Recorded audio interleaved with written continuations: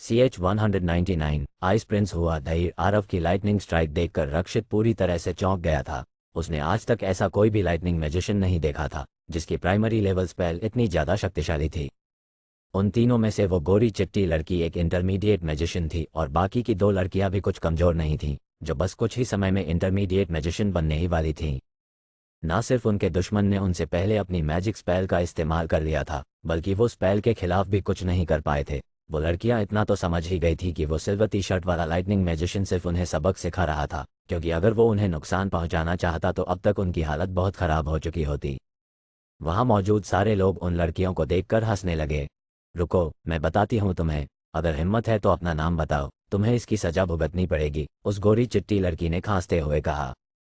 मुझे किसी का भी डर नहीं है, तुम्हें मैं जो करना है कर लो, मैं कोई और नहीं बल्कि आर्केन मैजिक यूनिवर्सिटी का स्टूडेंट आरव हूँ, आरव ने एक शैतानी मुस्कान के साथ कहा। आरव, अब तुम देखना कि तुम्हारा क्या हश्र होता है। ये बोलकर वो लड़कियां अपने बाकी के दो सहेलियों के साथ वहां से चली गईं। आखिर उन्हें अपनी इज्जत अब भी प्यारी थी, वो अपनी इससे ज़्यादा बेइज्जती नहीं करवाना चाहती थी। वो सिल्वर टी शर्ट वाला लड़का उन लड़कियों को वहां से भागते हुए देखकर शरारत भरी मुस्कान के साथ हंसने लगा और फिर अनन्या के पास पहुंच गया। आरव को देखकर व्हीलचेयर पर बैठी अनन्या की आंखें भर आई थीं, लेकिन उसके एक्सप्रेशन से साफ समझ में आ रहा था कि ये खुशी के आंसू थे।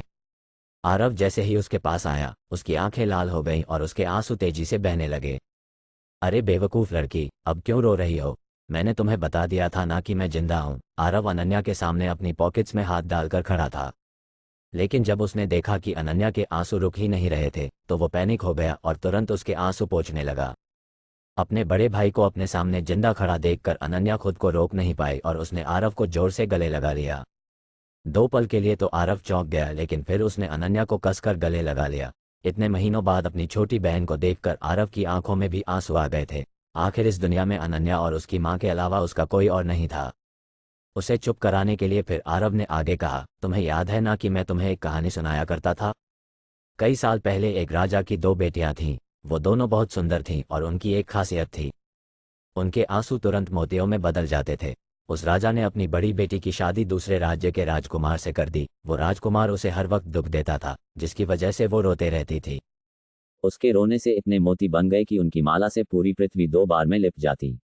उस राजा की छोटी बेटी ने एक किसान से शादी की। वो बहुत गरीब था, लेकिन फिर भी उस राजकुमारी को कभी रोने नहीं देता था।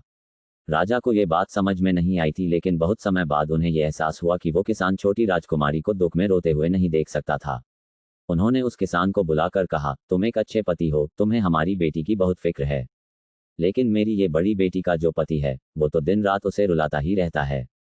आरव ने वही घिसी पिटी कहानी सुनाई। अनन्या ये कहानी बहुत बार सुन चुकी थी और इसे वो बहुत अच्छे से जानती थी। राजा की बात सुनकर वो किसान कुछ पलों के लिए शांत रहा और फिर आगे बोला। आरव ने देखा कि अनन्या की आंखों में अब भी आंसू थे, इसलिए उसने किसान की आवाज में कहा, राजा जी, आप शायद भूल गए हैं, मैंने मोतियों के लिए उसकी आंखें ही फोड़ दी थीं। ये सुनकर अनन्या को गुस्सा आ गया। आरव ने अनन्या की सबसे पसंदीदा कहानी को खराब कर दिया था। वो आरव को मुक्के मारने लगी। आरव हमेशा ऐसे ही करता था, सारी फेरी टेल्स को बिगाड़ कर रख देता था। कुछ भी हो, लेकिन अनन्या के चेहरे पर मुस्कान आ ही गई थी। वो उसकी बिगड़ी हुई कहानी पर खिलखिलाकर हंसने लगी। अनन्या, क्या ये तुम्हारा भाई है जिसके बारे में तुमने मुझे बताया था? हेलो, मैं रक्षित हूँ, आपसे मिलकर मुझे बहुत अच्छा लगा, रक्षित ने उन दोनों के पास जाकर कहा। आरव ने मुड़कर रक्षित की तरफ देखा और गुस्से से बोला, अब तुम्हें अच्छा बनने की जरूरत नहीं है। मैंने देख लिया था कि जब वो लड़कियां मेरी बहन के बारे में भला बुरा बोल रही थीं, तब तुम अपने हाथ बांध कर खड़े थे। वो रक्षित की बोलती ही बंद हो गई थी। आरव की बात सुनकर रक्षित को समझ ही नहीं आया कि आरव की बात का जवाब वो कैसे दे। आरव ने जो भी कहा था वो सच था। वो लड़कियां अनन्या के साथ बहुत बुरा बर्ताव करती थीं और फिर भी रक्षित कभी भी उनके खिलाफ आवाज तक नहीं उठाता था। अगर तुम्हारे पास कहने के लिए कुछ भी नहीं है तो यहाँ से जाओ, यहाँ खड़े होकर हमारा टाइम मत बर्बाद करो। मुझे तो लगता है कि तुम्हें बुद्धा बनकर खड़े रहने के अलावा और कुछ भी नहीं आता है, आरव ने रक्षित को झाड़ते हुए कहा। आरव अनन्या की व्हीलचेयर को यूनिवर्सिटी के गेट की तरफ ले जाने लगा, लेकिन रक्षित उन्हें कैसे जाने दे सकता था?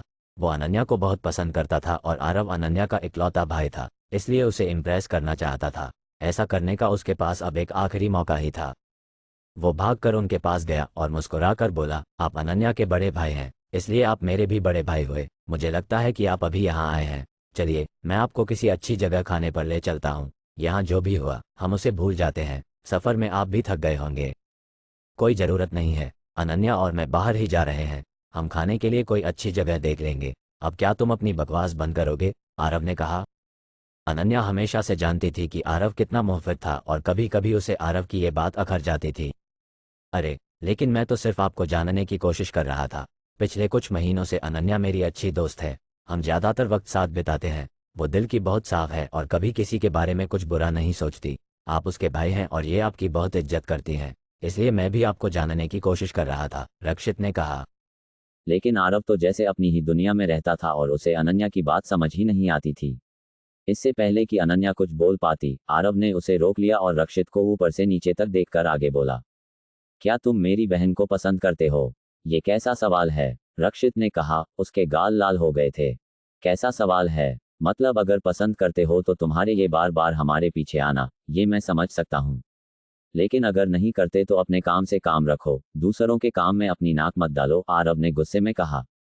रक्षित एक अच्छे घर से था और उसे बिल्कुल भी पसंद नहीं था कि कोई उससे ऐसे बात करे। उसने अनन्या की तरफ देखा। वो ये देखने की कोशिश कर रहा था कि उसके एक्सप्रेशन कैसे थे, लेकिन वो एकदम शांत थी। उसके चेहरे से समझ नहीं आ रहा था कि वो क्या सोच रही थी। रक्षित ने कुछ मिनट सोचा और फिर तय किया कि वो अनन्या और उसके भाई से सब सच कहेगा। हाँ, मैं अनन्या को पसंद करता हूँ और ये मैं अनन्या को बहुत समय से कहना चाह रहा हूँ, रक्षित ने नीचे देखते हुए कहा। साफ दिख रहा था कि वो कितना नर्वस था। पसंद करते हो अनन्या को? तो फिर उन लड़कियों को सबक क्यों नहीं सिखाया जो अनन्या के बारे में बुरा भला कह रही थी? तब वहां पर बुद्धा बनकर क्यों खड़े थे? ऐसा कैसा पसंद करते हो? तुमने अनन्या को उन लड़कियों को उसे नीचा दिखाने दिया और तुमने उन्हें कुछ भी नहीं कहा। क्या यही तुम्हारी फिक्र है? इतनी ही इज्जत है तुम्हारी आंखों में अनन्या की? आरव ने गुस्से में कहा। मैंने तो अनन्या की भलाई के लिए उनसे कुछ नहीं कहा था, रक्षित ने गुस्से में कहा। भलाई के लिए? उन लड़कियों को आज तक किसी ने नहीं रोका। उनकी हिम्मत इतनी बढ़ती गई।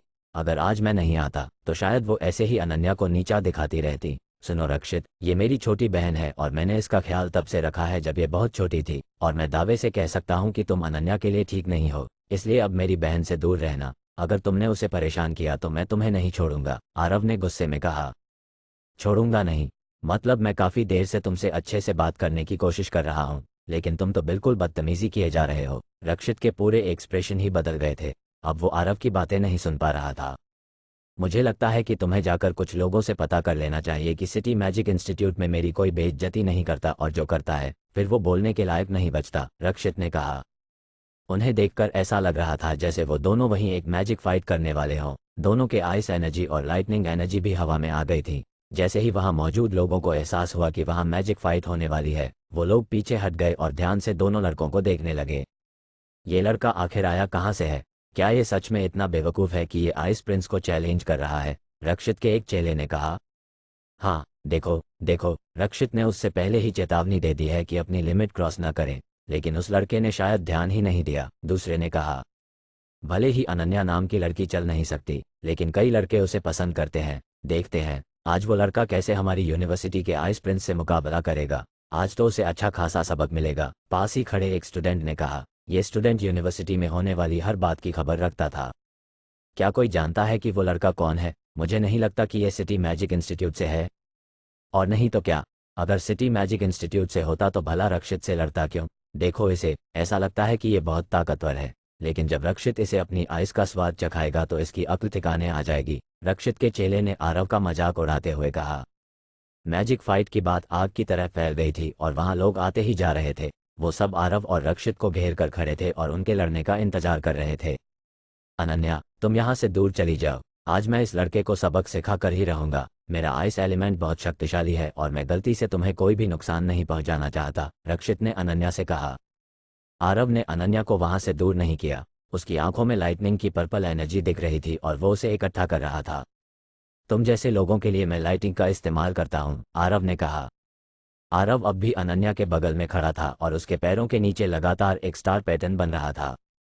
तुम अनन्या को साइड क्यों नहीं कर रहे हो? ये तो गलत है। मैं तुम पर हमला नहीं कर सकता, रक्षित ने गुस्से में कहा। अरे, ये इतना कॉम्प्लिकेटेड नहीं है जितना तुम सोच रहे हो, आरव ने मुस्कुराते हुए कहा। आरव को मैजिक फाइट करने के लिए अब इतनी बड़ी जगह की कोई ज़रूरत नहीं थी। ना तो वहां मौजूद सारे लोगों को पीछे हटने की ज़रूरत है और ना ही अनन्या को कहीं जाने की। आरव अपने एक ही हमले से अपने दुश्मन को ढेर कर सकता था। इंद्रबज थंडरबर्ड यक्ष आरव ने इंटरमीडिएट स्पेल का इस्तेमाल किया। उसने अपनी स्पेल पूरी कर ली थी और जैसे ही उसने आसमान की तरफ इशारा किया, आसमान में जोर जोर से बिजली चमकी और अलग अलग हिस्सों में बंट गई। जैसे ही ये नीचे गिरी, आसपास के पेड़ पौधे जलकर राख बन गए। अचानक आसमान में आरव के पर्पल लाइटनिंग बोल्ट्स आ गए थे। आइस प्रिंस रक्षित को खुद को तैयार करने का मौका तक नहीं मिला था। उसने कभी भी नहीं सोचा था कि उसका दुश्मन उससे डबल स्पीड में इंटरमीडिएट मैजिक का इस्तेमाल कर लेगा। रक्षित अभी तक सिर्फ आधे स्टार 8+ ही बना पाया था। उसने तुरंत अपना जादुई कवच एक्टिवेट कर लिया क्योंकि स्थिति उसके फेवर में नहीं थी। उसकी शील्ड बेहद चमकदार थी और सूरज की रोशनी उस पर पड़ने से उससे 7 रंग बिखर रहे थे। आरव की पर्पल लाइटनिंग बोल्ट सीधा उस जादुई कवच पर आकर गिरी। कराकककक लाइटनिंग बोल्ट का हमला इतना शक्तिशाली था कि रक्षित का जादुई कवच चकनाचूर हो गया। वैसे तो उसका कवच बहुत मजबूत था, लेकिन लाइटनिंग बोल्ट के हमले के सामने वो एक पल भी नहीं टिक सका। जैसे ही रक्षित का जादुई कवच चकनाचूर हुआ, रक्षित जमीन पर जा गिरा। भले ही उसके कवच ने उसे लाइटनिंग के हमले से बचा लिया था, लेकिन उस हमले को बर्दाश्त नहीं कर पाया और मुंह के बल गिर गया, जिससे उसकी नाक से खून आने लगा। रक्षित ने जब उठने की कोशिश की तो उसे महसूस हुआ कि मानो उसकी सारी हड्डियां टूटने वाली हों। ये देखकर वो कांप उठा। उसे इतना दर्द हो रहा था कि वो उसे बर्दाश्त भी नहीं कर पा रहा था। वहां मौजूद सारे लोग बुरी तरह से दंग रह गए थे। उनकी आंखें फटी की फटी रह गई थीं। उन्हें भरोसा ही नहीं हो रहा था कि उनकी यूनिवर्सिटी के बेस्ट स्टूडेंट को किसी ने अपने एक ही हमले से हरा दिया था। वो तो एक ही हमले में ढेर हो गया। हाँ यार, उस लड़के ने तो आइस प्रिंस को अपनी एक ही स्पेल से हरा दिया। मुझे तो लगता था कि रक्षित को कोई भी नहीं हरा सकता। हाँ देखो ना, आखिर यूनिवर्सिटी वालों ने उसे उसकी शक्तियों के लिए आइस प्रिंस का टाइटल भी तो दिया है। वहां मौजूद सभी लोग बातें कर रहे थे, लेकिन रक्षित अब भी खड़े होने की कोशिश कर रहा था। आरव को देखते ही उसकी हिम्मत ही नहीं हुई कुछ बोलने की। ये जानने के बाद कि आरव के पास एक सोल सीड है और वो second level intermediate lighting spell इस्तेमाल करने में एक्सपर्ट है, रक्षित समझ गया कि आरव कोई आम मैजिशियन नहीं है। उसे तुरंत एहसास हो गया कि उसने गलत इंसान से पंगा लिया है। जाओ और मेरी आंखों के सामने कभी मत आना, वरना जितनी बार दिखोगे उतनी बार ही मार खाओगे, आरव ने रक्षित को गुस्से से देखते हुए कहा। रक्षित अब भी खड़े होने की कोशिश ही कर रहा था, लेकिन चोट लगने के कारण वो बहुत दर्द में था। जितनी बार दिखोगे उतनी बार मार खाओगे। ये पहली बार था जब किसी ने रक्षित से ऐसा कुछ कहा था। अब उसके गुस्सा करने का कोई भी मतलब नहीं था। वो कितनी भी कोशिश कर ले, लेकिन आरव को नहीं हरा सकता था। आरव उससे कहीं ज्यादा शक्तिशाली था। आरव वहां से चला गया। जाते वक्त सभी लोग आरव को ही देख रहे थे। उन्हें भरोसा ही नहीं हो रहा था कि किसी ने इतनी आसानी से आइस प्रिंस रक्षित को हरा दिया था।